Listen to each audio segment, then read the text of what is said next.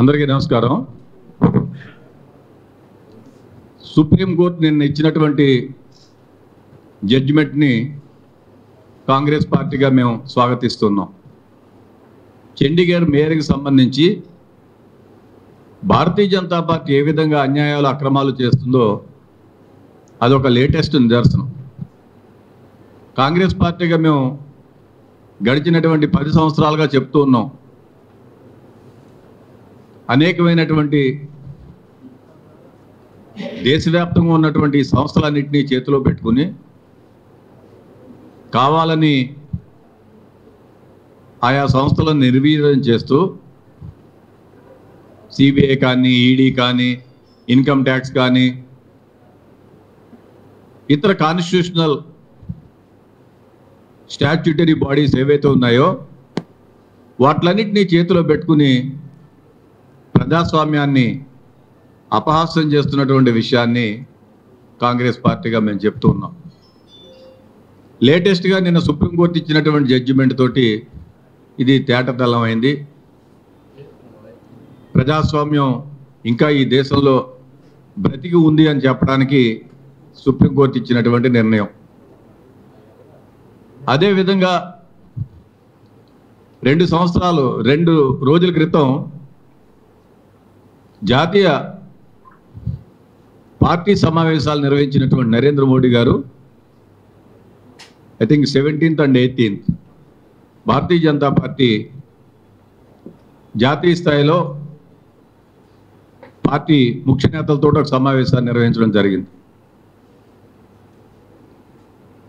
రామాలయం రామాలయం రామాలయం, రామనామ స్మరణ, రామనామ జపం. రెండవది మోడీ నామం. ఈ రెండుతోటే మొత్తం కాలక్షేపం చేసినటువంటి పరిస్థితి. రాముడు అనేటువంటి వ్యక్తి సమాజంలో ఉన్నటువంటి మేమందరం కూడా భగవంతుడిని పూజిస్తాము, ప్రార్థిస్తాము. రాముడు ఒక ఆదర్శ రాజు. రామరాజ్యంలో ఈ విధంగా జరిగేది అని, జరిగి ఉండొచ్చు అని ఉన్నటువంటి కథ. ఇప్పుడున్నటువంటి భారతీయ జనతా పార్టీ అన్యాయం, అక్రమం, అకృత్యాలు, ఘోరాలు ఇవన్నీ చేస్తున్నటువంటిది భారతీయ జనతా పార్టీ. దాంట్లో రాముడికి సంబంధించి కానీ, రాముని యొక్క క్యారెక్టరైజేషన్ కానీ ఎక్కడా సరిపోల్చలేనటువంటి క్యారెక్టర్స్ ఉన్నటువంటి నరేంద్ర మోడీ కానీ, అమిత్ షా కానీ, వాళ్ళకి సంబంధించినటువంటి నాయకులు కానీ, వాళ్ళ పార్టీ పెద్దలు కానీ, ఒక రాజకీయ పార్టీ అందున రూలింగ్ పార్టీగా ఉన్నటువంటి పార్టీ రాజకీయ తీర్మానాలు కానీ, ఆర్థిక విధానాల మీద కానీ, సామాజిక విధానాల మీద కానీ, విదేశీ విధానం మీద కానీ ఇలా రకరకాల రెజల్యూషన్ చేస్తుంది. కాంగ్రెస్ పార్టీ కూడా సమావేశాలు పెట్టినప్పుడు, ప్లీనరీ పెట్టినప్పుడు అవన్నీ పెట్టడం జరుగుతుంది. వీళ్ళ ఫోకస్ అంతా కూడా ఆర్టికల్ 370 లోక్సభలో 370 సీట్లు గెలవాలి. అంటే ఈస్ట్ ఇండియా కంపెనీ ఏ విధంగా అయితే ఈ దేశంలోకి వచ్చిన తర్వాత తన ప్రాభవాన్ని పెంచుకుంటూ పోయిందో అదేవిధంగా భారతీయ జనతా పార్టీ కూడా విస్తరించుకుంటూ పోవాలనేటువంటిది, by whatever means it may be. దానికి ప్రజాస్వామ్య విలువలు ఉన్నాయా లేదా, గెలిచినటువంటి ఎమ్మెల్యేలను ఏ విధంగా ట్రీట్ చేస్తున్నారు, వివిధ రాజకీయ పక్షాలను ఏ విధంగా ట్రీట్ చేస్తున్నారు అనేటువంటిది విజ్ఞత కోల్పోయిన విధంగా బిహేవ్ చేస్తున్నటువంటి పరిస్థితి. జాతీయ పార్టీగా కాంగ్రెస్ పార్టీని ఇబ్బంది పెట్టడమే కాకుండా రాష్ట్ర స్థాయిలో ఉన్నటువంటి రీజనల్ పార్టీలను కూడా విపరీతమైనటువంటి ఇబ్బందులను గురి చేస్తున్నటువంటి సంగతి. మహారాష్ట్రలో మనం చూసాం, ఎన్నో రీజనల్ పార్టీలను విభజిస్తున్నటువంటి పరిస్థితి. మధ్యప్రదేశ్లో మనం చూసాం, స్పాయిలర్స్ని ఏర్పాటు చేస్తున్నటువంటి పరిస్థితి. మమతా బెనర్జీ గారి దగ్గర చూసాం. ప్రతిపక్ష నాయకుడిగా ఉన్నటువంటి సువేంద్ర అధికారం తీసుకుని వచ్చి ఇమీడియట్గా జాయిన్ చేసుకున్నటువంటి పరిస్థితి. ప్రతిపక్ష పార్టీలో కానీ, జాతీయ పార్టీ అయిన కాంగ్రెస్ పార్టీలో కానీ, ఇతర ప్రాంతీయ పార్టీల్లో కానీ ఉన్నప్పుడు సిబిఐ, ఈడీ ఇటువంటి కేసులు పెట్టి వాళ్ళని భయభ్రాంతులకు గురి చేసి భారతీయ జనతా పార్టీలోకి జాయిన్ అయిన వెంటనే డబుల్ ధమాకా వాళ్ళందరికీ ఇమీడియట్గా రాజ్యసభలు ఇవ్వడం కానీ, రాష్ట్రాల్లో మంత్రులు ఇవ్వడం కానీ, వివిధ పదవుల్ని కట్టిపెట్టడం కానీ ఇది జరుగుతుంది. సింధియా గారిని తీసుకెళ్లారు, కేంద్ర మంత్రిని చేశారు. అశోక్ చవాన్ గారిని తీసుకెళ్లారు, ఆదర్శ స్కామ్లో ఉంటే జడ్జిమెంట్ డ్యూ ఉంటే భయపెట్టించి కార్గిల్కి సంబంధించినటువంటి అమరవీరులకు సంబంధించినటువంటి ఫ్లాట్స్, అపార్ట్మెంట్స్ సంబంధించి అలాట్మెంట్లో మిస్అప్రాప్రియేషన్ జరిగింది అనేటువంటి ఫైండింగ్ అవుట్స్ ఉంటే ఆ జడ్జిమెంట్ పెట్టి బెదిరించి వారిని తీసుకుని ఇమీడియట్గా రాజ్యసభ. అదేవిధంగా మిలింద్ దేవరా వారిని తీసుకుని వేరే రాజకీయ పార్టీలో పెట్టి వారికి ఒక రాజ్యసభ. జితిన్ ప్రసాద్ ఉత్తరప్రదేశ్కు సంబంధించి కాంగ్రెస్ నాయకుడు ఉంటే వారిని తీసుకెళ్ళి ఉత్తరప్రదేశ్లో మంత్రి. ఆర్పిఎన్ సింగ్ మా కాంగ్రెస్ పార్టీలో సీనియర్ నాయకుడిగా ఉంటే ఆయన ఏదో మిస్తో తీసుకుని ఆయనకి దోటి. అంటే సమాజంలో వేరే రాజకీయ పార్టీలు కానీ, వేరే రాజకీయ నాయకులు కానీ బతకనిచ్చేటువంటి పరిస్థితి లేదు. ప్రధానంగా ఉత్తరప్రదేశ్లో ఆయన మీద కంటెస్ట్ చేసిన క్యాండిడేట్ దగ్గర నుంచి వారణాసిలో సమాజ్వాదీ పార్టీకి కానీ, బహుజన్ సమాజ్వాదీ పార్టీకి కానీ వీళ్ళందరి నాయకుల్ని కూడా బీజేపీలోకి తీసేసుకోవడం. శరద్ పవార్ గారి ఇంట్లోనే 2 గ్రూపులు క్రియేట్ చేసి అజిత్ పవార్కి ఇదే ఒరిజినల్ రాజకీయ పార్టీ అని చెప్పి ఎలక్షన్ కమిషన్ తోటి చెప్పించి, ఇదే ఎన్సీపీ అని చెప్పించి, స్పీకర్ తోటి ఫ్లోర్లో కూడా రికగ్నిషన్ చేయించి వాళ్ళని తీసుకోవడం. ప్రజాస్వామ్యంలో విలువలు కోల్పోయినటువంటి పరిస్థితులన్నీ కూడా తీసుకొచ్చినటువంటి నరేంద్ర మోడీ, భారతీయ జనతా పార్టీ ప్రజలందరూ కూడా అబ్జర్వ్ చేస్తున్నారు. 370 అనేటువంటిది ఎట్టి పరిస్థితుల్లోనూ కానిది. ఒక మైండ్ గేమ్ ఆడాలి, రాజకీయ పార్టీలను విడగొట్టాలి. చూసాం ఇండియా అలయన్స్ పార్ట్నర్స్ మనం బెంగళూరులో స్టార్ట్ చేసినప్పుడు పెద్ద ఎత్తున పాజిటివ్ రెస్పాన్స్ వస్తే కావాలని నితీష్ కుమార్ నోపక్కన చేశారు. జార్ఖండ్లో ఉన్నటువంటి ఒక ట్రైబల్ ముఖ్యమంత్రి కాంగ్రెస్ పార్టీ అలయన్స్లో ఉన్నాడని చెప్పి వాళ్ళకి రాలేదని చెప్పి ఆయన మీద కేసులు పెట్టి జైల్లో పెట్టారు.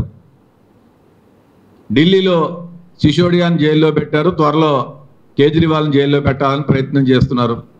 సో ఈ విధంగా భారతీయ జనతా పార్టీ చేస్తున్నటువంటి అన్యాయాలు, ఘోరాలు, అకృత్యాలు విపరీతమైనటువంటి పోకడలో దారితీస్తున్నటువంటి పరిస్థితి.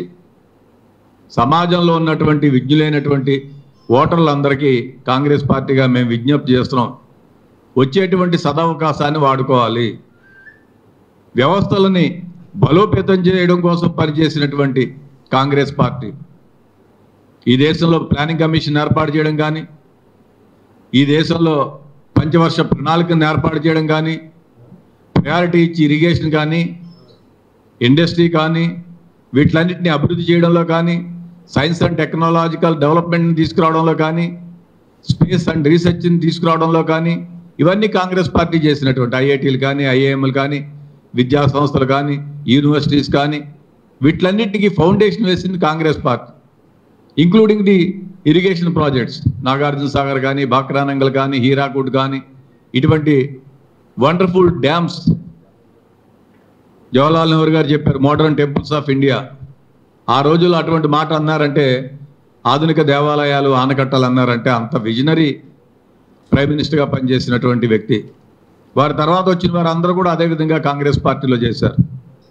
ఇందిరాగాంధీ గారు కానీ, రాజీవ్ గాంధీ గారు కానీ, పివి నరసింహరావు గారు కానీ, మన్మోహన్ సింగ్ గారు కానీ ప్రపంచ స్థాయిలో ఈ దేశానికి ఎంతో పేరు తెచ్చే విధంగా పనిచేస్తే ఈరోజు నరేంద్ర మోడీ గారు వారి పరిపాలన ఈ విధంగా ఉండడం చాలా దురదృష్టకరం. విజ్ఞులైనటువంటి ప్రజలందరికీ కూడా విజ్ఞప్తి చేస్తున్నాం, ఈ రాష్ట్రంలో కూడా రీజనల్ పార్టీల ముసుగులో భారతీయ జనతా పార్టీ రావాలని ప్రయత్నిస్తోంది. ఒక చెయ్యేమో జగన్మోహన్ రెడ్డితో పట్టుకున్నారు, ఒక చెయ్యేమో చంద్రబాబు నాయుడుతో చట్టాపట్టాలు వేసుకుని ఆల్రెడీ పవన్ కళ్యాణ్ తోటి ఉన్నారు. తస్మాత్ జాగ్రత్త. మనం వేసేటువంటి ప్రతి ఓటు కూడా ఈ రాష్ట్రంలో అది జగన్మోహన్ రెడ్డికి వేసినా, పవన్ కళ్యాణ్కి వేసినా, చంద్రబాబు నాయుడుకి వేసినా అది పడేటువంటి ఖాతా భారతీయ జనతా పార్టీ. ఈ రాష్ట్రంలో ఉన్నటువంటి 25 లోక్సభ స్థానాలు కూడా దేశ భవిష్యత్తుని డిసైడ్ చేసేటువంటి పరిస్థితి. కనుక బాగా ఆలోచించి, ఎందుకంటే ఈ రాష్ట్రానికి ప్రత్యేక తరగతి హోదా కానీ, విభజన హామీలు కానీ, మనం పార్లమెంట్లో యాక్ట్లో పెట్టినటువంటి ఏపీ రీఆర్గనైజేషన్ యాక్ట్లో పెట్టినటువంటి ఏ అంశం కూడా ఈ రాష్ట్రానికి రాలేదు. రానప్పుడు భారతీయ జనతా పార్టీని, వారిని సమర్థిస్తున్నటువంటి రాజకీయ పార్టీలని మనం సమర్థించవలసినటువంటి పరిస్థితి లేదు. కాబట్టి ప్రజలందరూ కూడా ఆలోచించి ఆ విధంగా నిర్ణయం తీసుకోవాలి. అదేవిధంగా కాంగ్రెస్ పార్టీ ఆంధ్రప్రదేశ్కి సంబంధించి లైక్ మైండెడ్ పొలిటికల్ పార్టీస్ తోటి అందరితో కూడా కలిసి పనిచేయాలని నిర్ణయం చేయడం జరిగింది. ప్రధానంగా సిపిఐ, సిపిఎం తోటి, వామపక్ష పార్టీలు, ఇతర ప్రజా సంఘాలతోటి నిన్న విజయవాడలో జరిగినటువంటి సమావేశంలో ఆంధ్రప్రదేశ్ కాంగ్రెస్ కమిటీ ప్రతినిధిగా నేను పాల్గొన్నాను. ఈ నెల 23వ తేదీ నాడు ఉదయం 9 గంటలకి సిపిఎం రాష్ట్ర కార్యవర్గ బృందం శ్రీనివాస్ గారి నేతృత్వంలో వారు ఆంధ్రరత్న భవన్కి వచ్చి మా పిసిసి అధ్యక్షులు షర్మిలాల్ రెడ్డి గారితో కలుస్తారు. 9:30కి సిపిఐ రాష్ట్ర కార్యదర్శి రామకృష్ణ గారు, వారి ప్రతినిధి బృందం వస్తారు. సో వారి ఇరువురితో కూడా మా పిసిసి ప్రెసిడెంట్ గారు మాట్లాడిన తర్వాత రౌండ్ టేబుల్ సమావేశాన్ని మేము ఒక తేదీని వారందరి యొక్క కన్వీనియన్స్ని బట్టి డిసైడ్ చేసి ప్రజాక్షేత్రంలోకి, కేంద్రంలో భారతీయ జనతా పార్టీని వ్యతిరేకించేటువంటి భావజాలం ఉన్నటువంటి రాజకీయ పార్టీలు, రాష్ట్రంలో జగన్మోహన్ రెడ్డిని వ్యతిరేకించేటువంటి రాజకీయ పార్టీలతోటి, ప్రజా సంఘాలతోటి కాంగ్రెస్ పార్టీ కలిసి పనిచేస్తుంది. అదేవిధంగా జాతీయ స్థాయిలో కాంగ్రెస్ అధ్యక్షులు మల్లికార్జున ఖార్గే గారు ఈ నెల 26వ తేదీన సాయంత్రం 4 గంటలకి అనంతపురంలో ఒక బ్రహ్మాండమైనటువంటి భారీ బహిరంగ సభలో ప్రసంగిస్తారు. కాంగ్రెస్ అధ్యక్షుడైన తర్వాత ఫస్ట్ టైం వారు ఆంధ్రప్రదేశ్కి వస్తున్నారు. రాష్ట్రంలో ఉన్నటువంటి పార్టీ యంత్రాంగం అందరికీ కూడా విజ్ఞప్తి చేస్తున్నాం, 26వ తేదీ సాయంత్రం 4 గంటలకి అనంతపురం రావాలి. వారితో పాటు all India general secretary in-charge Manik Tagore గారు, పిసిసి ప్రెసిడెంట్ షర్మిలారెడ్డి గారు, పార్టీ సిడబ్ల్యూసి సభ్యులు, సీనియర్ నాయకులు అందరూ కూడా పాల్గొంటారు. ఆ కార్యక్రమాన్ని విజయవంతం చేయవలసిందిగా కోరి ప్రార్థిస్తాం. ఇప్పుడు పెద్దలు మీడియా డిపార్ట్మెంట్ చైర్మన్ తులసిరెడ్డి గారు మాట్లాడతారు. గన్ రెడ్డి అంటే ముఖ్యమంత్రి జగన్ రెడ్డి పాలనలో, నేతృత్వంలో రాష్ట్రంలో ఆటవిక పాలన సాగుతా ఉంది. రాష్ట్రం రావణ కాష్టమైంది, రాక్షస రాజ్యమైంది, రావణ రాజ్యమైంది. ఆఫ్ఘనిస్తాన్లో తాలిబాన్ల పాలన మించిపోయింది. ప్రజల ధన మాన ప్రాణాలకు రక్షణ లేదు, రాజకీయ నాయకులకు రక్షణ లేదు, లాయర్లకు రక్షణ లేదు, జడ్జీలకు రక్షణ లేదు, ఆఖరికి మీడియాకు రక్షణ లేదు. మొన్న అమరావతిలో మీడియాపై దాడి, మొన్న రాప్తాడులో మీడియాపై దాడి, నిన్న కర్నూలులో ఈనాడుపై దాడి. కాబట్టి ఇవి ఎవరి మీదంటే వాళ్ళకు వ్యతిరేకంగా ఎవరు వార్తలు రాసినా, ఎవరు మాట్లాడినా వాళ్ళ మీద దాడి చేయడం అనేది ఇది నిత్య కృత్యం అయిపోయింది. ఇది ఒక అనాగరిక చర్య, ఇది ఒక అరాచక చర్య, ఇది అప్రజాస్వామికం, ఇది నియంతృత్వానికి పరాకాష్ట. దీనికంతటికీ కారణం ముఖ్యమంత్రి జగన్మోహన్ రెడ్డి. ఆయన వివిధ సందర్భాలలో ఆయన ఉపయోగించిన మాటలు, ఆయన వ్యవహార సరళి ప్రధాన కారణం. గతంలో ఒకసారి నంద్యాలలో ముఖ్యమంత్రిని నడిరోడ్డుపై కాల్చితే చంపితే తప్పేముందన్నాడు. మరొకసారి వాలంటీర్ల సభలో చొక్కాలు మడతవేయండి అంటే కొట్టాడుకు సిద్ధంగా అని చెప్పేసి వాళ్ళకు ఉద్బోధించాడు.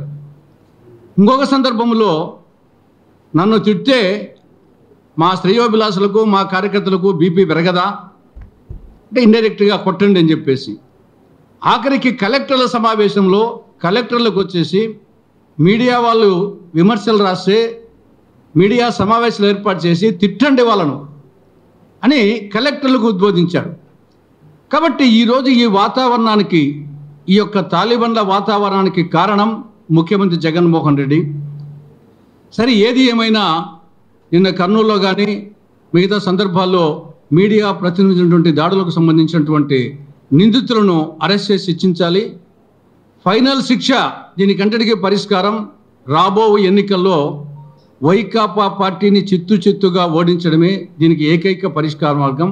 అంతకు మించి ఇది ఫ్యాక్షనిస్టులు రాజకీయాల్లో ఉంటే, అధికారంలో ఉంటే ఇలానే జరుగుతుంది. కాబట్టి ఫ్యాక్షనిస్టులను అధికారానికి దూరం చేస్తే తప్ప ఈ రాష్ట్రం వచ్చేసి మళ్ళా మామూలు పరిస్థితికి రాదు. ఒక్కసారి ఆలోచించవలసిందిగా రాష్ట్ర ప్రజానీకానికి విజ్ఞప్తి చేస్తున్నాం. చివరిగా ఈరోజు అంతర్జాతీయ మాతృభాషా దినోత్సవం. మాతృభాష కోసం ఒక దేశమే ఆవిర్భవించింది, అదే బంగ్లాదేశ్. అదేవిధంగా దేశంలోనే తొలి భాషా ప్రయుక్త రాష్ట్రం ఆంధ్రప్రదేశ్. కాబట్టి అటువంటి ఆంధ్రప్రదేశ్లో మన మాతృభాష అయినటువంటి తెలుగు భాష మృత భాషగా మారిపోయే పరిస్థితులు అటు సమాజంలో కనిపిస్తున్నాయి, ప్రజల్లో మార్పు, ఇటు ప్రభుత్వంలోనే వచ్చేసి మొత్తము ఆంధ్రప్రదేశ్ను ఆంగ్లప్రదేశ్గా మార్చే ప్రయత్నాలు జరుగుతున్నాయి. కాబట్టి ప్రాథమిక విద్యను మాతృభాషలోనే బోధించాలని చెప్పేసి రాజ్యాంగంలో ఆర్టికల్ 350A చెప్తా ఉంది, యునెస్కో చెప్తా ఉంది, యుఎన్ఓ చెప్తా ఉంది. జాతిపిత మహాత్ముడు, క్షిపణి పితామహుడు ఏపీజే అబ్దుల్ కలాం, విశ్వకవి రవీంద్రుడు, రాజ్యాంగ నిర్మాత అంబేద్కర్ వీళ్ళందరూ కూడా ప్రాథమిక విద్యను మాతృభాషలోనే చెప్పాలని చెప్పడం జరిగింది. కానీ ఇక్కడ వచ్చేసి మొత్తము మాతృభాషను మృతభాషగా చేసే విధంగా ప్రయత్నం సాగుతూ ఉంది. ఇది ఒక చారిత్రక తప్పిదం. ఇప్పటికైనా ప్రాథమిక విద్యలో మాతృభాష తెలుగు భాషను రద్దు చేస్తూ ఇచ్చినటువంటి ఆ జీవోను ఉపసంహరించమని చెప్పేసి కాంగ్రెస్ పార్టీ రాష్ట్ర ప్రభుత్వానికి సూచిస్తూ ఉంది. డెఫినెట్గా ఉంటుంది. ఎందుకంటే ఇప్పుడున్నటువంటి పరిస్థితుల్లో ప్రజలు 5 సంవత్సరాల చంద్రబాబు నాయుడు గారి పరిపాలన చూశారు, 5 సంవత్సరాలు జగన్మోహన్ రెడ్డి గారు చూశారు. రీజనల్ పార్టీస్ అనేటువంటిది వాటి ఎజెండా కానీ, వాటి యొక్క ఆలోచన సరళ కానీ, వాటి యొక్క ఎయిమ్స్ అండ్ ఆబ్జెక్ట్స్ కానీ ఎంటైర్లీ డిఫరెంట్గా ఉంటుంది. They are mostly pertain to the local issues and local areas, confine to the local area development. But జాతీయ పార్టీగా కాంగ్రెస్ పార్టీకి ఉండేటువంటి స్పేస్ కానీ, చేయగలిగేటువంటి రోల్ కానీ చాలా ఎక్కువ. సో దాన్ని దృష్టిలో పెట్టుకుని ఆంధ్రప్రదేశ్లో 2004 నుంచి 14 వరకు కాంగ్రెస్ ప్రభుత్వాలు చూసినప్పుడు చేసినటువంటిది చాలా ఎక్కువ ఉంది. డెవలప్మెంట్లో కానీ, వెల్ఫేర్లో కానీ, రెండిట్లో కూడా చాలా బాగా చేసింది. కాబట్టి నేషనల్ లెవెల్లో ఇక్కడ స్టేట్లో జనం ఆలోచించేది జాతీయ పార్టీ అయినటువంటి కాంగ్రెస్ పార్టీ బెటరు, కాంగ్రెస్ వస్తేనే మనకి ఇవన్నీ కూడా జరుగుతాయనేటువంటిది. సో ఇంకొకటి ఏంటంటే మోడీ చేసేటువంటి ఈ సైకలాజికల్ గేమ్లో నేను అనుకోను ఎట్టి పరిస్థితులు. ఎందుకంటే ఇండియా షైనింగ్ అని వాజ్పేయి గారు ఉన్న తర్వాత జాతీయ స్థాయిలో పెద్ద ఎత్తున ప్రచారం జరిగిన తర్వాత కూడా 2000లో కాంగ్రెస్ పార్టీ అధికారంలోకి రావడం ఒక అనూహ్యమైనటువంటి నిశ్శబ్ద విప్లవం ఓటర్లో ఉంది జాతీయ స్థాయిలో కూడా. ఈ పరిణామాలన్నీ ప్రజలకు అర్థం కానివేం కాదు. అన్ని రాష్ట్రాల్లోనూ చాలా నిశ్చితంగా, చాలా దగ్గరగా ప్రజలందరూ కూడా అబ్జర్వ్ చేస్తున్నారు. సో చండీగఢ్ ఎలక్షన్ ప్రాసెస్ చూసిన తర్వాత రిటర్నింగ్ ఆఫీసర్ బిహేవ్ చేసినటువంటి పరిస్థితి కానీ, రిటర్నింగ్ ఆఫీసరు నిన్న అక్కడ సుప్రీంకోర్టులో ఇచ్చినటువంటి వాంగ్మూలం కానీ, ఇవన్నీ చూసిన తర్వాత డెమోక్రటిక్ ప్రిన్సిపల్స్ కానీ, వాల్యూస్ కానీ, అసలు భారతీయ జనతా పార్టీలో కానీ, లీడర్షిప్లో కానీ ఎవరికి విశ్వాసం పోయింది. సో డెఫినెట్గా ఇవన్నీ బూమరాంగ్ అయ్యి డెఫినెట్గా Congress party is going to come back in the power in the national level. ఎందుకంటే that is the only alternative. పేదవాడికి కానీ, మైనారిటీస్కి కానీ, మణిపూర్ లాంటి సంఘటన జరిగిన తర్వాత ఈ రాష్ట్రంలో ఖండించినటువంటి 2 రాజకీయ పార్టీలకు ఎందుకు ఓట్లు వేయాలండి? చంద్రబాబు నాయుడు ఏం చేశాడు, జగన్మోహన్ రెడ్డి ఏం చేశాడు? సో డెఫినెట్గా ఇటువంటి సంఘటనలు మణిపూరే కాదు, ఏ ప్రదేశం తీసుకున్నా, జమ్మూ కాశ్మీర్ ఉంది, జమ్మూ కాశ్మీర్ని ఆర్టికల్ 370 డివైడ్ చేశారు. It's a very debatable issue. ఈవేళ వరకు అటు కార్గిల్లో కానీ, ఇటు లేలో కానీ, జమ్మూలో కానీ చాలా హారబుల్ సిచ్యువేషన్ ఉంది. అంటే డెమోక్రటిక్ ప్రిన్సిపల్స్ సిస్టమ్స్ని చంపేసి వాళ్ళ గుప్పిట్లో పెట్టుకుని ఇంటర్నెట్ కూడా లేకుండా మణిపూర్లో ఇంటర్నెట్ లేదు, జమ్మూ కాశ్మీర్లో ఇంటర్నెట్ లేదు, సమాజానికి ప్రజలకి వాళ్ళు ఏంటి చేస్తున్నారో తెలియనటువంటి పరిస్థితి. ఈ విధంగా కంపల్షన్ ఫోర్స్ పెట్టి చేస్తున్నటువంటి పరిస్థితుల్లో ప్రజలు డెఫినెట్గా రియలైజ్ అవుతారు. Enough is enough for Bharatiya Janata party. ఇప్పటివరకు వాళ్ళకి ఇచ్చినటువంటి చేసినటువంటి అన్యాయాలు అగారాలు కాంగ్రెస్ పార్టీలో ఉంటే అశోక్ చవాన్ కేసులు సిబిఐ ఈడీ ఇమీడియట్గా నెక్స్ట్ డేనే సిగ్గుండాలి కదా, అసలు ఆయనకైనా సిగ్గుండాలి వీళ్ళకైనా సిగ్గుండాలి, నెక్స్ట్ డే ఇమీడియట్గా రాజ్యసభ ఇచ్చారు.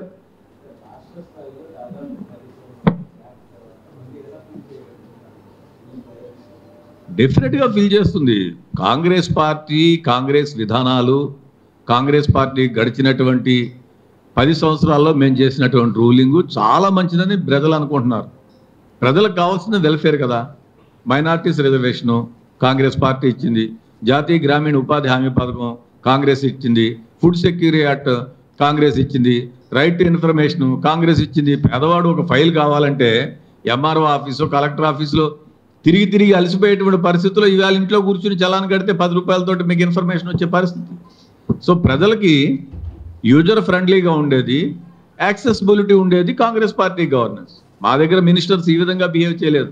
ప్లానింగ్ బోర్డ్స్ ఉండేవి, ఇన్ఛార్జ్ మినిస్టర్స్ వచ్చేవారు, మెంబర్ సెక్రటరీగా కలెక్టర్ ఉండేవాడు, వండర్ఫుల్గా అన్ని ప్రోగ్రామ్స్ జరిగే, వెల్ఫేర్ ప్రోగ్రామ్స్. ఏ ఎమ్మెల్యే గారు ఉంటే ఆ ఎమ్మెల్యే గారికి నిధులు ఇచ్చారు, విధులు ఇచ్చారు, లిబర్టీతో పనిచేశారు. ఈవేళ అసలు మాట్లాడే పరిస్థితే లేదు కదా. మంత్రులకే మీకు అతిగతి లేనటువంటి పరిస్థితి. పొలిటికల్ రివ్యూస్ అంతా కూడా ఐఏఎస్ ఆఫీసర్ చేసే పరిస్థితి. నాకు ఒక పేరు చెప్పని ఒక ఎమ్మెల్యే గారు కలిశారు, కలిసి పొలిటికల్ రివ్యూ రమ్మన్నారంటే వచ్చారు ముఖ్యమంత్రి గారు అన్నాడు. ఎవరు చేశారంటే ఒక ఐఏఎస్ ఆఫీసర్ చేశాడు. సో యాక్సెసిబిలిటీ అనేటువంటిది లేదు. ఎమ్మెల్యేలు ముఖ్యమంత్రి గారిని కలవలేరు, మంత్రులు ముఖ్యమంత్రి గారిని కలవలేరు, పార్టీకి దానికి లైనప్ లేదు. దానికోసం కాదు కదా ప్రజాస్వామ్యం కోరుకునేది. కాంగ్రెస్ పార్టీలో live and let live, Liberty. ఏనాడు పార్టీ ఎవరిని కంపల్షన్ చేయలేదు. ఏ ఎమ్మెల్యేలు ఉన్నా, ఏ మంత్రులు ఉన్నా, ఎవరున్నా స్వతంత్రంగా వచ్చి అన్ని విషయాలు మాట్లాడేవారు. క్యాబినెట్ ఫార్మ్ ఆఫ్ గవర్నమెంట్ అంటేనే అది కదా, కలెక్టివ్ రెస్పాన్సిబిలిటీ క్యాబినెట్. సో డెఫినెట్గా అందరికీ ఆ స్వాతంత్రం ఉండేది, అందరూ స్టేక్ హోల్డర్స్గా ఉండేవారు. ఇప్పుడే ఉంటుంది.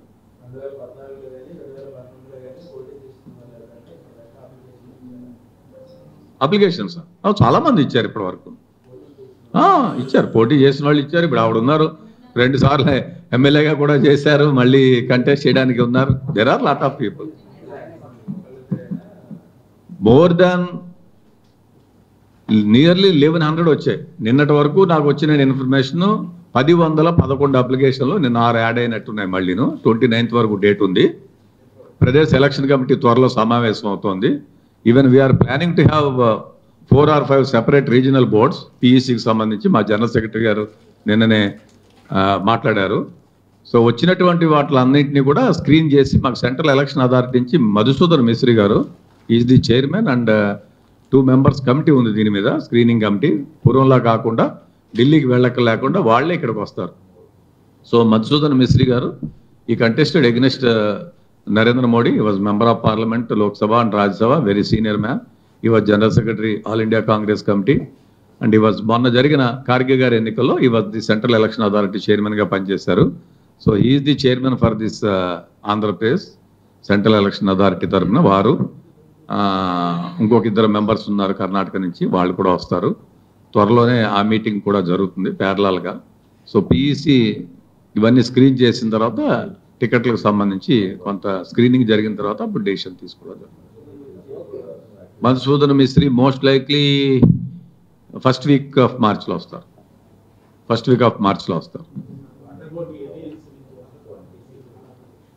అలియన్స్కి సంబంధించి 23వ తేదీ నాడు CPM party, CPI party, 2 principal political parties వస్తున్నారు ఇక్కడికి.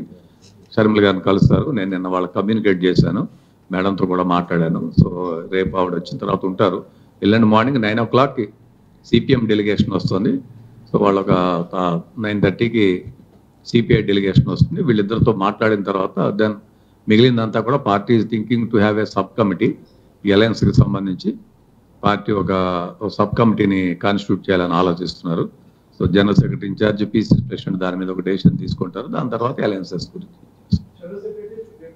చలో సెక్రటరీ రేపు ఉదయం 10 గంటలకు ఇక్కడి నుంచి బయలుదేరి గతంలో మనం చెలో రాజ్భవన్ ఎలా చేసాం. సో ఇప్పటికీ అందరిని ఇబ్బంది పెడుతున్నారు. రాష్ట్ర వ్యాప్తంగా ఉన్నటువంటి పార్టీ శ్రేణులు అందరినీ అరెస్టులు చేయడం, రానివ్వకుండా చేయడం, బెదిరించడం ఇవన్నీ కూడా చేస్తూ ఉన్నారు. బట్ ఎటువంటి హార్డ్షిప్స్ ఉన్నా కూడా Congress party is going to do. Last time కూడా నేను పిసిసి ప్రెసిడెంట్గా ఉన్నప్పుడు చాలా బాగా సక్సెస్ అయింది. రేపు మరింత రెట్టించిన ఉత్సాహంతో చేస్తారు. మేడం షర్మిలారెడ్డి గారు పార్టిసిపేట్ చేస్తారు, తులసిరెడ్డి గారు, మేడం గారు, సీనియర్ లీడర్స్ అందరూ కూడా వస్తారు. రేపు మార్నింగ్ వస్తారు. రేపు మార్నింగ్ ఫ్లైట్కి వస్తారు. దేనికండి?